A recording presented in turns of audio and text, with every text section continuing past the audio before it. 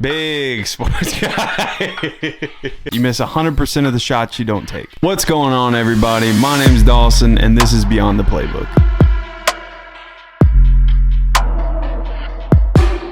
WGAL's first female sports director, Bethany Miller. Bethany, how have you been?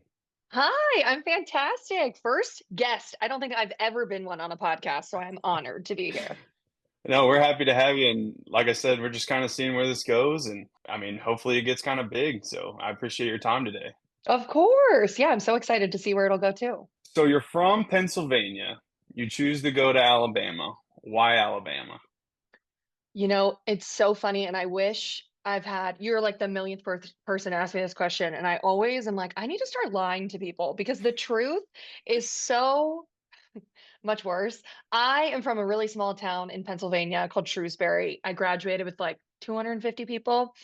And I was like, I want to go where there's good football and I don't want to see snow ever again in my life. Like I was like, that's it. And I just wanted to be just a little fish in the biggest pond possible. And when my parents asked me, they're like, where are you thinking? It's like, I want to go SEC. Like that sounds so fun. And I picked Alabama. We went and visited um 2 weeks before applications were due, college applications. And my mom goes, well, since we're going to be down there, we have to go see Auburn. And I was like, why? So I remember driving into Tuscaloosa and I was like, I remember looking at my mom and I was like, yep, this is it. Like, this is it. And she was like, we have to go to Auburn. We drove into Auburn and she was like, do you want to get out, walk around? And I was like, absolutely not. This place is a dump. I'm not going here. We ate Chipotle and we went to Birmingham and we flew home. Alabama's the only school I applied to, only school I got into. And the rest is history. That's awesome. That's super cool. Yeah. Hey, sometimes it does snow in Tuscaloosa, though. You say you want to get away. It does get a little cold there, though. I had 3 snow days my freshman year because there was snow coming down, but by the time it got to like the top of our heads, it turned into rain. And so we just had like rain days. It was amazing. Okay. It was Okay, the there you best. go. It's not too bad. Not too bad. Cold. Yeah. Yeah. So, you have a background in sports directing. Kind of one of you told me one of your biggest accomplishments was covering, the 2017-2018 national championship. Walk me through how you got into the position to be able to cover that when Alabama played Georgia. So I think it's really cool what Alabama does. If you were to ever go take a tour, especially if there's people listening who wanted to get into sports broadcasting, Alabama and Missouri are the only two universities in the United States of America that have a full commercialized television station. And when I say that, they compete in the Birmingham market. A lot of places have television stations, but it's not really being broadcast to a big market. Other than normally the university. So we competed with Birmingham TV stations. With my degree at Alabama, we had to have 300 internship hours to graduate. I was lucky enough to get hired as an intern at WGAL my freshman year. And what was really cool is I just worked up the ranks. And I now am taking on interns at this point in my career, which I think is really cool. And I'm following the exact same model that they did. Like, you're going to start from the bottom. You're going to learn how to edit video. Then you're going to learn how to produce and write scripts. Then you're going to go cover news. Because before I could even get into the sports department, I was covering school board meetings, city council meetings. Like, you have to really hone your craft before you're going to cover the greatest team in college football. So the really cool thing is that by the time I was a junior, I was in the sports department. I was being paid. I was a paid intern, which was really cool. I was producing. I was doing all this stuff. But I graduated in December of 2017, a semester early. Um, and I think it's really awesome. I told my bosses, I was like, I want to cover it. And they're like, well, you graduated. We can't really like pay for you to be there. Can't really like pay for you to go. You're not a part of the university. So my dad paid for me to go. He paid for me to stay because he knew that that experience for me was going to be so vital to what I was wanting to do in my career. So I covered the Sugar Bowl in New Orleans. And then when, Deron Payne caught the touchdown in the end zone against Clemson, I was like, heck yeah, I'm going to Atlanta, which was cool too, because it was only a 3-hour drive from Tuscaloosa. So it was pretty easy. But yeah, I was credentialed. I was on the field. We were doing pregame show. And that game was quite honestly one of the biggest lessons I learned so early on, because if any of us fans know how that game went, we thought we were going to lose. Yeah, we did. Yeah. So in the first half, I'm sitting there, and there was a lot of other Alabama grads who were also working. It's a market that you kind of stay in. And one of the girls next to me was already working in Huntsville. And she was like, I don't know what I'm going to do if Alabama loses. And I was like, we have to cover the game no matter if the confetti's falling for Georgia or for Alabama. Like, I want them to win as much as the next person, but like, we're professionals. So that was really the coolest lesson that I learned there. And luckily, we had Tua, and luckily on the other end we had Devontae Smith. So that was just such a cool experience. I was on the field after the game. I was in the locker room. It's one of my favorite memories for sure, and for that to be one of my first like experiences too is really cool. I mean, that's awesome. That's super cool that you had the opportunity to even cover that. I mean, I'm I super know. jealous myself. Um, Walk me through, Jalen Hurts, 26-2, starter at Alabama, leads them to 2 national championships, gets pulled by the greatest coach of all time at halftime. Walk me through what was the emotions on the sidelines when that happened? I think it was pretty crazy, and I think a lot of people thought Nick Saban was crazy. It feels blasphemous to really question him in that moment, but a lot of people were, because if it wouldn't have gone the way that obviously it did, then it was like, oh my God, is Nick Saban like done? Is he like losing it? So I thought the feeling was, we had seen for a little bit in the lead up to that game that Jalen was not playing his best. I remember being at the Mississippi State game when I think it was like 10-7 or something like that in the fourth quarter, and I was standing on the sidelines, and I remember a cop walking up to me because it was at Mississippi State. And he was like, if Mississippi State wins, run, because the students were going to trample us to Yeah, storm the field. yeah. So it was kind of crazy. And then after that, I was in Auburn when they beat us in the Iron Bowl. So I think a lot of people knew that Jalen Hurts was not playing some of his best football. I think he knew he wasn't playing his best football. I think in the moment it was a real gamble that obviously paid off for the goat. But for Tua also to step into that and to do what he did was really incredible. And the better part about it is they're two great people who are now also having success in the league. Obviously, just covered Jalen Hurts' Super Bowl run. So I think it was a lesson that he needed to learn so early on. And he's probably glad. I know he's come out and say he's glad, because the next year he came in at halftime and won a CSC championship. So Exactly, it was just, exactly. yeah. So it's just a really cool thing. But in the moment, people thought Saban was crazy, and I'm sure he looks back on that and is like, "LOL." Yeah, it was like just I remember watching it here in Evansville, and I was just going crazy. And I mean, there's just so much emotions that are just going into that, and I'm just like, oh Yeah, my gosh, just please, whatever happens, just please come out for the top saving. But please I win the mean, game, yeah, no, I mean, the rest is history. We all know what happens. of All course. right, so you graduate from Alabama. You start applying to jobs. Were you kind of looking to go anywhere, or were you just kind of honed in on Evansville? Like, kind of walk me through the process of what ended up getting you here at WFIE Channel 14. I am so sorry to everybody. My husband is from Evansville, Indiana. I did not know what that place was, where it was. Um, and unfortunately, in this business, you have to make a lot of sacrifices. And so I was applying anywhere and everywhere. I was ready to move to Seattle. I was ready to move like anywhere that would hire me. I was going. And luckily, I learned that pretty early on in my career starting out. So I was very attuned to that. I for a while did not have any bites, which was kind of scary as somebody. Luckily, I did graduate early, so I had like a little bit, but it's still super nerve-wracking to know somebody doesn't want to hire you. But luckily, around like the Valentine's Day time, I got bites from a station in Springfield, Missouri, and 14 News in Evansville. And the difference was in Missouri, they wanted me, which is unfortunately something that's getting more and more common. They wanted me to be like news and sports. And I was like, absolutely not. I don't want to do news at all.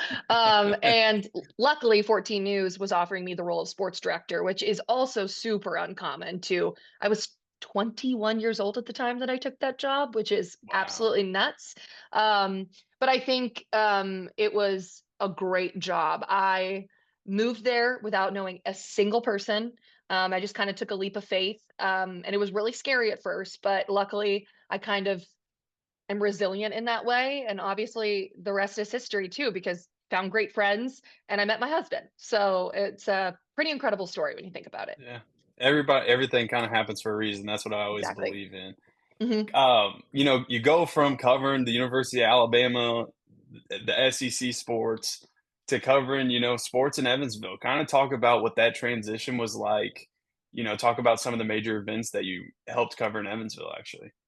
Well, so I think it was really cool because from where I'm from, here in Pennsylvania, there's like one high school every 25 minutes.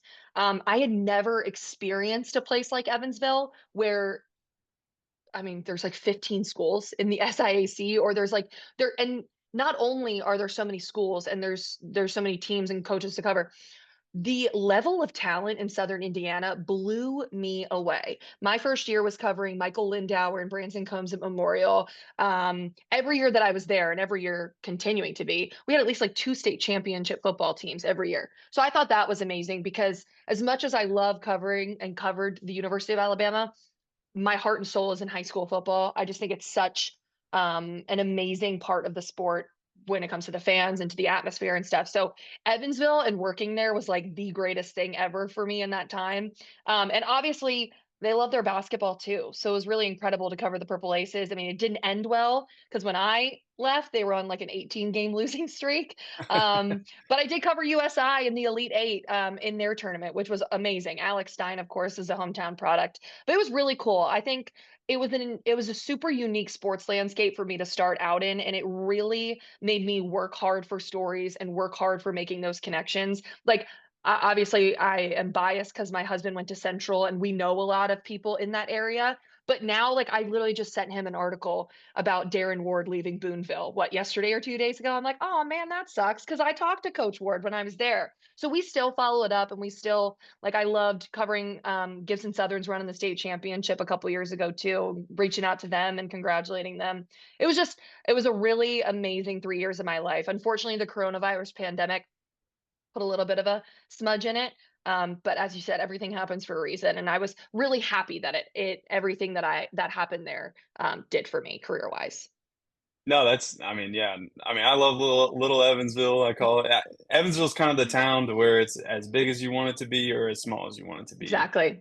Yep. It's super cool. You get to meet a lot of different people from a lot of different backgrounds. So, and sports there's a lot of sports teams, a lot of high schools, and two major now Division I programs that I are trying know. to take it to the next level. So, It's incredible seeing them USI now compete in Division 1 too. They were talking about it when I was there and like leaving. They had just built the new arena.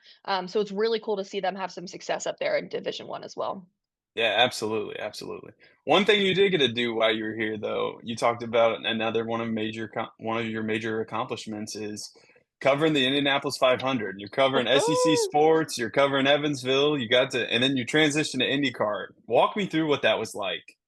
Loud, loud. It was not my favorite event to cover. Don't come for me, racing fans. My husband's family is really big racing, his dad especially. I was such a fish out of water there. I did not grow up doing it. It was like a crash course in like what to expect. I went because 14 News is an NBC affiliate, and it was the first year that the Indianapolis 500 was on NBC. So I went up there. It was really cool. I think being there at Speedway, it was like, whoa, this is absolutely nuts. And like seeing it all in person, and I did get to interview like the eventual winner, which was really amazing. I was like, oh my God, manifested this. But it was loud. I don't know if it would be like my dream sport to cover again, but I'm so happy that I got that sort of experience doing where I did. Cause I mean, that was like year two in my career. And I'm like, oh my God, I'm at the Indy 500. It was insane. Yeah, no, you cover the national championship, you cover the Indy 500. What else is next? And Oh my obviously, we'll gosh. talk about that a little later. Exactly. I met some guy there. This just tells me everything I need to know. I met some guy there. I was like, "Do you want to be interviewed by the news?" And he was like, "Yeah." And I was like, "How much?" He was like, "I'm when I die, I'm gonna get cremated, and I'm coming. They're gonna spread my ashes here." I was like, "What? Are you crazy?" I was like, "Also, that feels illegal. Like, don't do that. People are nuts, but they love their racing. They love their Indy cars. Oh yeah, I grew up there. I grew up going, so I know exactly what that's like. I know exactly Oh, what that is like. y'all crazy." So, well, cool. So, So talk about so you end up here in Evansville, and then you transition to New Mexico, and then go back to where you're from, Pennsylvania, become the first female sports director for WGAL.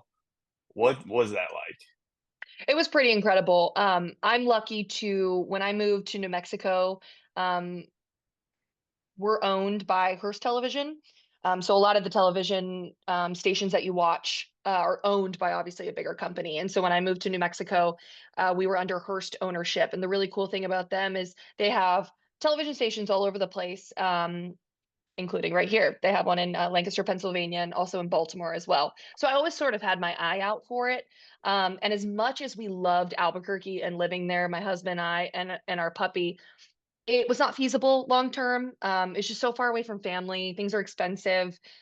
We got married there. We like legitimately loved it so much and met great people, but just wasn't a long term option for us. And I was so transparent to my upper management about that. I was like, look, love it here. Kind of want to see what else is out there. And last November, not this past Thanksgiving, the Thanksgiving before, I walked into my boss's office and he was like, well, WGAL has an opening. I was like, you're kidding. That WGAL is literally what my parents watched growing up. And it just never seemed like a possibility for me. This is like such a station that is ran by legends. They come here, they are here for 40 years, which is exactly what my guy did before me. He was here for 40 years Wow. and he retired. I came out here for an interview and was just immediately hired and moved in March. Actually, my 1 year is coming up in 6 days here, which is really cool. But yeah, I don't take working in my home market like for granted. I think it's really cool. I worked with a lot of people actually at 14 News who were working Evansville was their home market. And Wow. they really sort of opened my eyes to it's a really special thing to be able to say like you are from here and you're covering the teams and the players that you kind of watch sort of grow up in these sports, which is really amazing. I don't take that for granted, and I certainly don't take being the first female sports director for granted. I will say I'm only also the fourth in history, which tells you because we are celebrating our 76th anniversary. So do the math on that one. It's absolutely nuts. I'm only the fourth sports director, but so happy, that I'm here and I'm excited and have already started, just trying to be a mentor to those because it's just so important to see women in these roles. I think we look at people in the business on the sidelines and doing just amazing work. And that's what happened to me. It was like, I want to do that. I want to be Erin Andrews. And so it's really cool to see these dreams coming true. And whatever I can do to help the next generation, of course, I'll do what I need to. No, that's super cool. Like I said, I've kind of followed you ever since you've been here in Evansville. I met you through my wife, and we got the connection with Alabama being, you're a student there. I'm a fan, and just kind of watching that, it's just super cool. And I mean, everything that you've done in your career has just been you covered some major events, and you're going to continue to cover some major events. That's awesome. Yeah, thank you so much. It's been really Yeah. fun so far. And just in like the past year being at WGAL, I mean, people listening to this, especially back in Indiana, be like, we don't know where that is. I mean, we cover the cool part about it, it kind of reminds me a little bit of Evansville because it's sort of a melting pot for a lot of bigger teams. But we have the Ravens, we have the Eagles, we have the Steelers, Orioles, Phillies, all that. Majorly cover Penn State. I mean, the Nittany Lions are like a religion around here. You think about what Bama is to Tuscaloosa. I mean, it's crazy, but it's been a really awesome ride so far. So I can't wait to see where it goes. Yeah. So talk about, you just covered another thing that you've done. You covered the NFC Championship for the Yeah, Philadelphia Eagles. You covered the Super Bowl for yeah. that. What was that process like, just going through that and being able to cover that for, your state of Pennsylvania? What's funny is that I am from Pennsylvania, but where I'm from is right on the Maryland line. So I'm a huge Ravens fan. I'm going to say that. But I will say, I thought it was really cool to go through this because, of course, I always want the Ravens to win the national or the Super Bowl. Like I want Bama to win the national championship. But it was really cool this year because it was my first NFC, it was my first Super Bowl to kind of watch it not as a fan and to be a professional and not stress out during these games. So that was really cool. Yeah, the Eagles are a fantastic team to cover. And the greatest part about it And every time I would talk about it, it's like I've got all my Bama boys on the team too. So watching them succeed, watching Devontae Smith score a touchdown in his home state of Louisiana was really freaking cool. It was just a really great opportunity. Lincoln Financial Field. I mean, if you can get to a game out there, they are nuts. Eagles fans. I mean that so lovingly. Those people are crazy. That it just makes for such interesting storylines and fan coverage for the games. And they're so accommodating. I mean, in the locker room after Jordan Mailata, Jalen Hurts is just standing there like messing with him behind me. It's a really cool family like atmosphere. And of course, the Super Bowl was absolutely incredible. I had been to New Orleans before and covered the Sugar Bowl, like I said earlier. But they made a lot of renovations since 2017, 2018 season. Oh my gosh, I had to go up like 5 escalators. We were at the tippy top. It was crazy. I was like, another one? I'm afraid of heights. But it was really cool being there and just taking it all in, really. I've never been to a game of that magnitude before. And to be able to do that in my career, I'm just hoping it's the first of many, many more to come. And hopefully it's the Ravens next year. That's all I'm gonna Yeah, there you go. Oh, I want Derrick Henry to get a ring, say. so I'm all for Right? it. I'm all for it. I'm I all need for it. I need it. it. Oh, One thing that was cool about, watching you get to cover that is kind of, watching your career grow, but you got to see, I mean, basically Jalen Hurts grow up, going back to what I said, he's 26-2 as a starter, leads Alabama to 2 national championships, gets benched, transfers to Oklahoma. He graduates with his master at Oklahoma, gets his bachelor's at Alabama, goes to the NFL, kind of backs up Carson Wentz. It was just, what was that like? Just kind of full circle moment. He wins the Super Bowl. He's a national champion, but he was on the bench. But this was his moment. What was that like? it really was his moment. And I think, I mean, you even go back to the beginning of the season. You don't even have to go back to last year or the year before, but people were literally doubting him, saying that he could never do what he did this season. So I think it's really cool, not only for him, but for all the players and, of course, Nick Sirianni as well, to kind of prove everybody wrong. Um, I think obviously the addition of Saquon Barkley really helped the offense, but I do think Jalen Hurts played some incredible football this past season, and it was really cool to see. I think he's matured even from, and I know I covered him. I remember being in the room when he was giving his like sophomore year press conferences and we were interviewing him for the media and watching him go from like baby Jalen Hurts to now like an absolute professional at the top of his game was really cool. He's just a great person, and I think it's so easy to root for somebody like that. You see him in the media all the time. He's got an all-female management team. Like he's That's lifting up awesome. all of these people around him. And I just think him winning the Super Bowl was probably such a weight off of his shoulders. And so to witness that, I didn't even get to witness it as a fan, of course, a fan of him, maybe not of the Eagles, but to get to witness that just as like a media person, just a person in general who loves sports, it was really incredible. And to do it in the fashion that they did it against the Chiefs was like, oh my God. Like that was absolutely insanity. Obviously, the defense had a lot to do with that too. But I mean, never, the lights weren't too bright. He had been there before. He had told the media before leading up, like, he knew what it felt like to walk off the field. He had it as his phone background for how many years? Yeah. And it was really cool to see him sort of get that revenge for himself and go on the epic media tour and be there for the parade as well was really cool. And to see him just sort of get the love from the fans. I mean, everybody at that parade was just screaming "Love Hurts" the whole time. And it's just he's got his own tagline. What is there to not to love, you know? Yeah. I love his little sayings. I was following the Eagles. I root for really the Bama guys at the end of the day in the NFL. And just one of the favorite ones I always like to repeat is rain, sleet, snow, Eagles train to go. Like that always makes me laugh. That always makes me laugh. They're crazy. Couple more questions here before I let Mhm. you go. If you know, people may be watching that are wanting to get into sports broadcasting. If you have any advice for them, what would you kind of give them?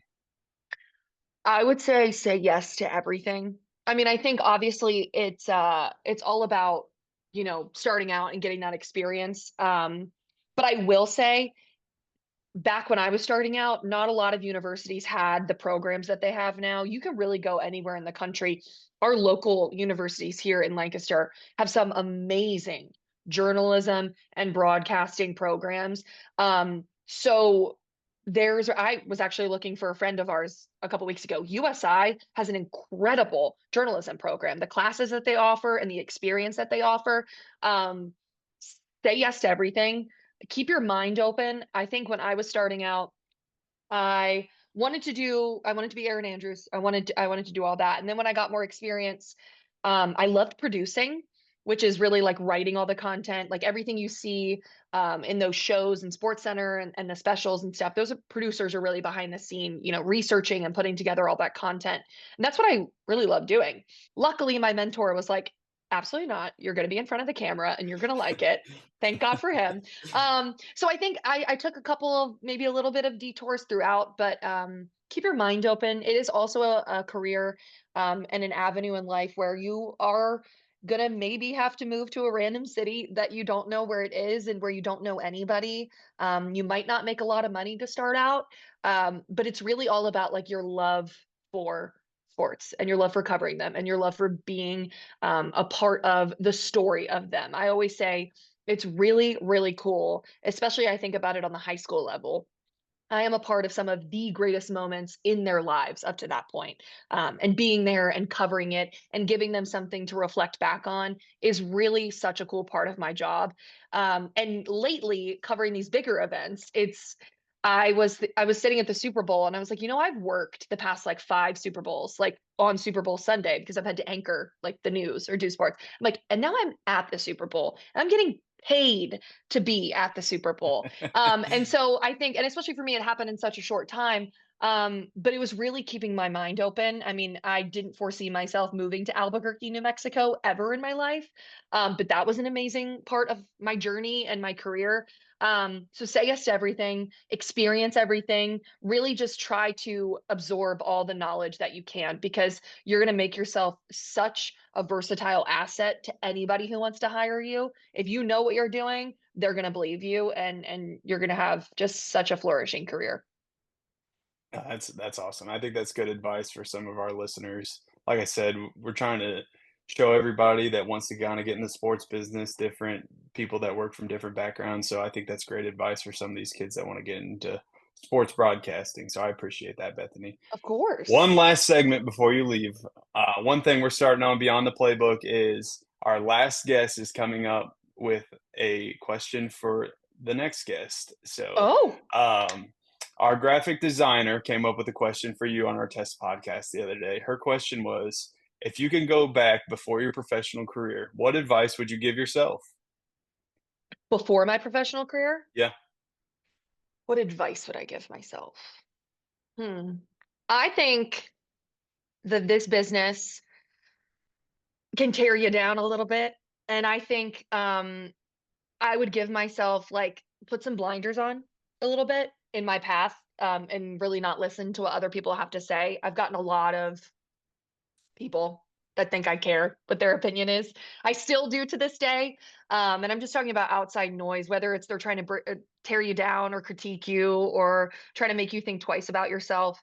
Um, that's probably what I would give myself. Like I walk into a room and I'm there for a reason.